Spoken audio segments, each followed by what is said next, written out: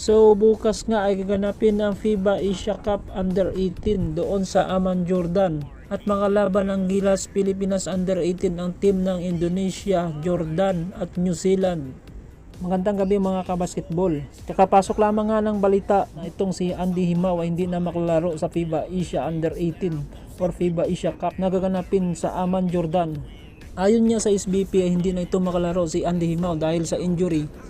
So napakalaking dagok ito sa Gilas Pilipinas Under 18 dahil isa si Andy Himaw sa inasahan ng Gilas Pilipinas Under 18. So sa tingin nyo mga kabasketball, kayang manalo ng Gilas Pilipinas Under 18 kahit na wala itong si Andy Himaw?